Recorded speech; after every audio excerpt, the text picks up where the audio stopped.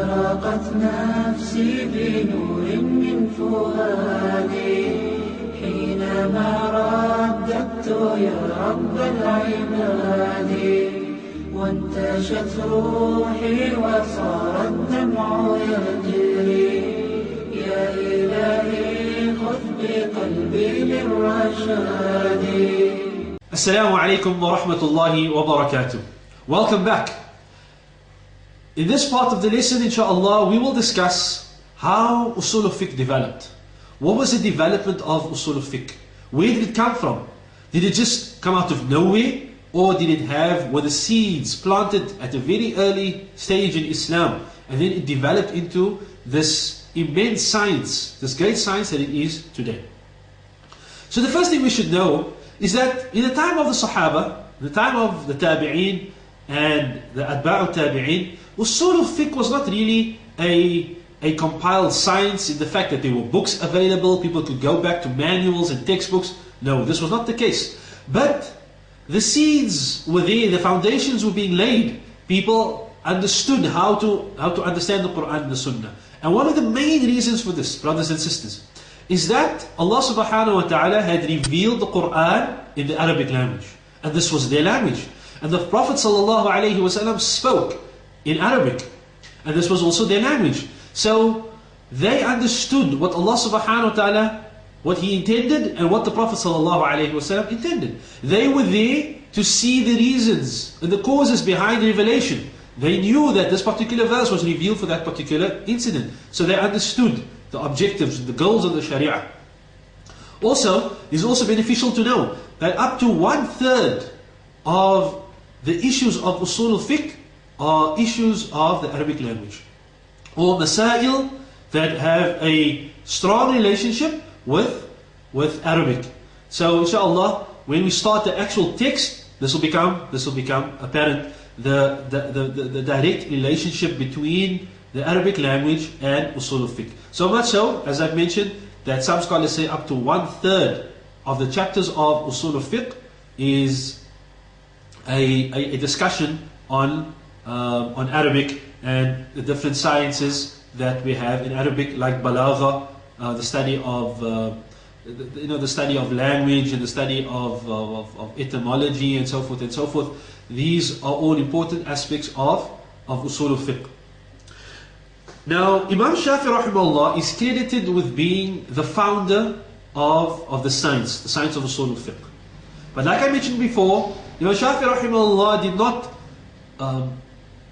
innovate all of these issues and principles, just out of nowhere. Rather, he was the first person to document what other scholars had practically been implementing for the 2 centuries before Imam Shafi rahimahullah.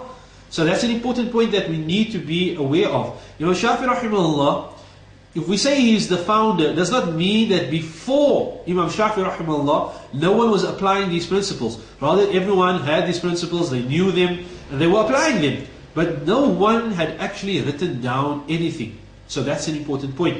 No one had written anything. And as one of our teachers used to say, one of the most difficult things is to write down principles and laws and guidelines. And even if we look at, subhanallah, this is something we all know, that even drawing up laws and acts in parliament, in the parliaments in our countries, that's a difficult thing.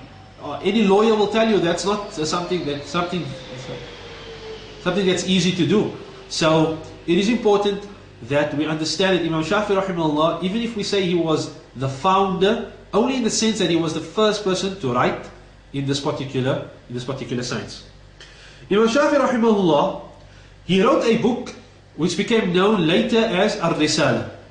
And Ar-Risala is a book which Imam Shafi rahimahullah, he wrote it as a letter to one of his contemporaries, Abdurrahman ibn Mahdi al-Lu'lu'i, who was a muhaddith, but he wanted to know from Imam Shafi rahimahullah what were the guidelines and principles that a scholar needed to properly understand the text of the Quran and the Sunnah. So Imam Shafi rahimahullah wrote for him a book, sent it to him, and this book became known as Ar-Risala, of Imam Shafi rahimahullah. It has been translated. It's been translated by, or the name of the translation is Shafi'i's Risala. Shafi'i's Risala, and inshallah perhaps I will post on the forums the exact translator and the publishing house in future, bi'idhnillah. But Imam Shafi rahimahullah, he wrote this book. This is an excellent book, and I'm sure, as the scholars have found out in the past, it's not a very easy book to read. Not because Imam Shafi rahimahullah wished to be very academic in it, but this was just the way that he spoke and the way he wrote. So much so, just to give you an example of how brilliant he was in the Arabic language, that some people would come to his class not to learn fiqh, which he was known for, but rather to learn Arabic. And they would come and they would listen to his poetry, they would listen to his speech and his eloquence. Because as we know, Imam Shafi rahimahullah, he grew up amongst the Bedouin. And that is how he was able to learn the pure Arabic.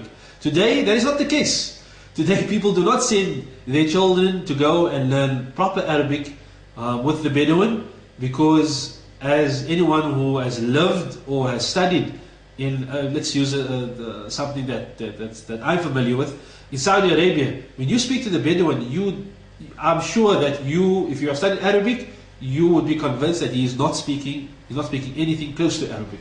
Okay? May Allah subhanahu wa ta'ala protect us, bi'idhnillah. So we find that Imam Shafi rahimahullah is the founder. He lays the roots, he writes this book. And this book also, as a side note, has been checked by Shaykh Ahmad Shakir. Shaykh Ahmad Shakir was one of the muhaddithin and a great scholar. But Shaykh Ahmad Shakir, he does a great job. He breaks the Risala down into different paragraphs. He edits it. He checks the authenticity of certain ahadith, and he references them. And where he feels that explanation is needed, he provides an explanation. So it's excellent checking. It's an excellent. His edition is probably the best edition you're going to find if you're going to buy the book in the Arabic language. So the editing, the tahqiq of Ahmad Shakir. Imam Shafi rahimahullah, he laid the foundations of the science. But later we find that obviously, as it happens in every science, people see what you have given, what you have provided. They look at it and they say, Subhanallah, what can I add? How can I contribute? This happens in every science. It happens in engineering, in the medical field, and in so many different other fields. And someone comes, he does the good groundwork, and someone else or many people come after him, and they really improve on what has already, or the foundation that has been built. So this is the case in Usul al-Fiqh. Imam Shafi rahimahullah, he lays down the foundations of this, and scholars come after him, and they then improve and add to what he has written. After Imam Shafi rahimahullah, we find that you now find two divergent schools of thought in Usul al-Fiqh. You have the school of thought of the Shafi'is and those who agree with them, like the Malikis and the Hanbalis. And you have the school of thought of the Hanafi scholars.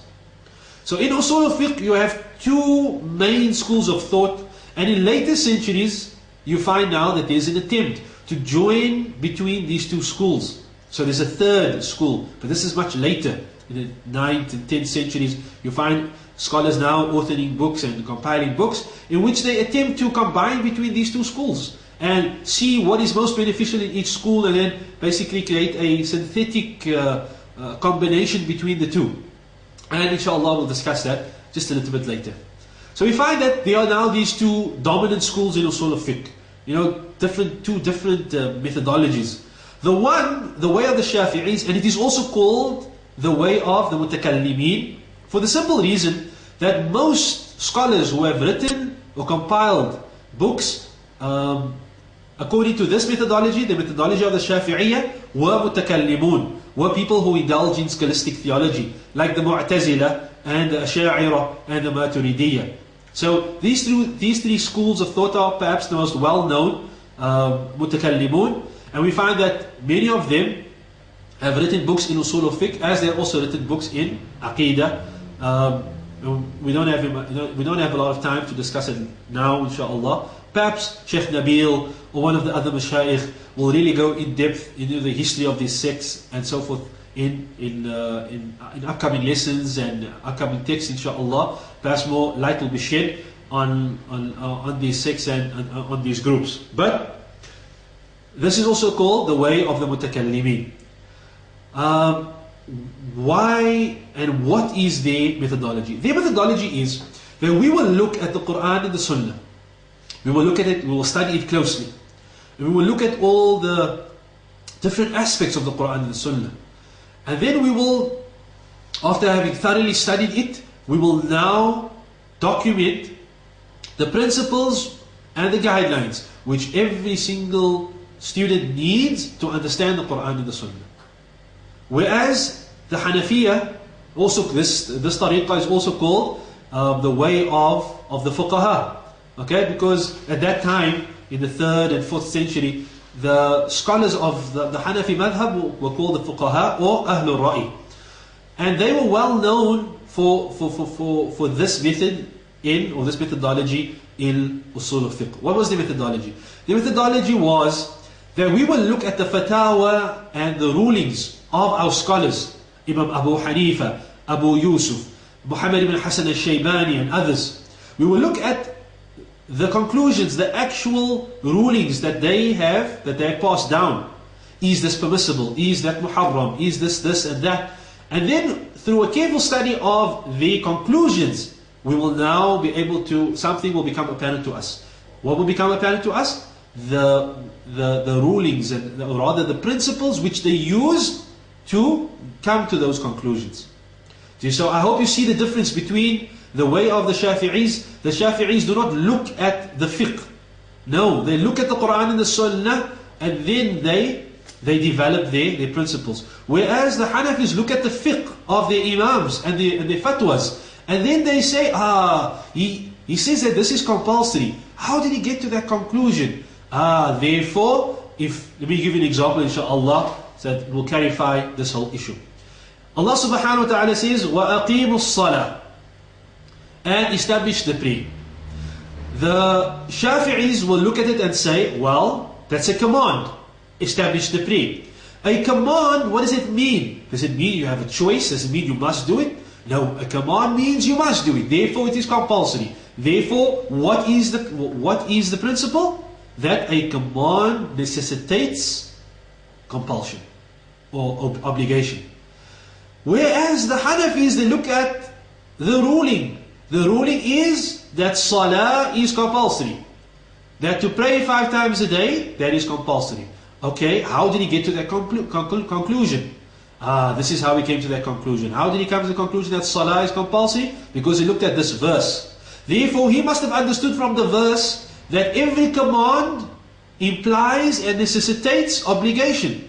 Therefore, this is the principle. So I hope, inshallah, that clarifies the main differences between these two schools of thought and the approach to usul al-fiqh. Now, both schools have their pros and have their cons. So we'll mention, inshallah, one benefit for each and one negative aspect of each methodology.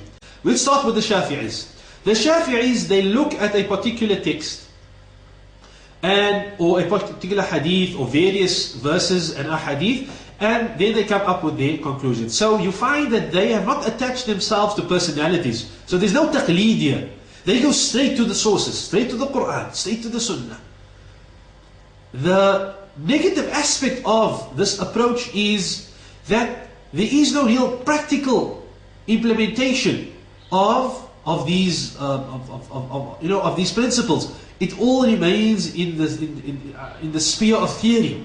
They're not really using it. They're just coming up with the principle. How is it used practically? How am I, as a student of knowledge, going to take that principle and and go to the Quran and go to the Sunnah and understand it and derive the rulings and so forth and so forth. So therefore, that is why you find in the books of the scholars of this particular school, you find that there are very few examples that they mention. Whereas, let's move over to the Hanafi. Let's move over to the Hanafi school or way of approaching usul al-fiqh. They look at what the benefit of the school is that they there's actually practical implementation of the usul. Because they're looking at, and by studying usul al-fiqh through this way, you learn a lot of fiqh. Whereas with the Shafi'is, you don't learn a lot of fiqh. But with the Hanafis, you do. So if you study it according to this method, you will learn a lot of fiqh. The problem with this is, what's the negative aspect? That was the benefit. What's the negative aspect?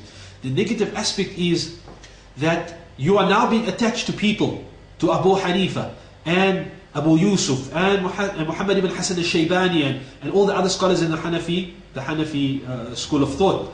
So this means that you cannot really be flexible in the way that you come to your conclusions. So there isn't really much scope for academic research and analysis and study. And that, subhanAllah, is one of the reasons that, taqleed and most, ta'assub al-madhabi, really, fanaticism and partisanship to a particular school of thought, this is one of the reasons why this has become so common. Because we have attached ourselves to personalities, brothers and sisters. And as one of our mashayikh used to say, that it is important that we don't attach ourselves to personalities, to people, but rather we attach ourselves to the values that those people lived for, the very goals that they lived for, the upliftment of deen, the helping other Muslims, and so forth and so forth. So it is important that we attach ourselves to the actual foundations of deen and not to people and personalities.